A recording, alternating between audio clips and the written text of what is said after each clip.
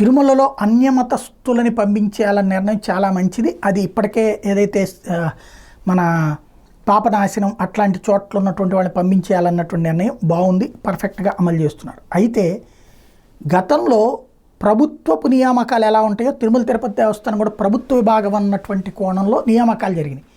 అప్పుడు Muslims Christians కూడా అక్కడ మతపరమైనటువంటి కాన్సెప్ట్ ఏం పెట్టలేదు. రాజశేఖర్ రెడ్డి రాకముందు ప్రభుత్వ ఉద్యోగాల నియామకాలు ఎట్లుంటాయో అట్లాగే నియామకాలు జరిగినాయి. రాజశేఖర్ రెడ్డి వచ్చిన తర్వాతన ఈ విషయం తెలిసాక ఏదైతే అన్యమత ప్రచారానికి సంబంధించిన వివాదం, ఆయన క్రిస్టియన్ కావడం, దాంతో అన్యమతస్తులు పెట్టుకొస్తున్నాడు అన్నప్పుడు అక్కడ క్రాస్ చెక్ చేస్తే ఇట్లా ప్రభుత్వ ఉద్యోగాలలో అయితే కనుక ఈ మతం అనేది ఉండదు కాబట్టి అక్కడ రిజర్వేషన్స్ ఉంటాయి, కానీ ఈ మతం అన్నటువంటిది ఉండదు. మత ప్రాతిపదికన వీళ్ళకి ఉండకూడదని ఉండదు. ఆ లెక్కన కొంతమంది వచ్చి జాయిన్ అయ్యారు అని తేల్చినప్పుడు ఒక కొత్త చట్టాన్నే మార్చాడు ఆయన. ఏమని?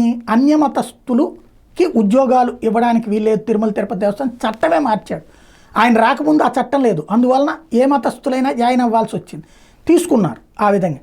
ఇప్పుడు అట్లాంటి వాళ్ళు ఇంకా ఉన్నారు, ఏది అప్పుడు ఉన్నటువంటి వాళ్ళు, వాళ్ళని ప్రభుత్వానికి సరెండర్ చేసి రాష్ట్ర ప్రభుత్వం నుంచి హిందూ అధికారులను ఇటు పక్కన పెట్టుకుంటే సరిపోతుంది.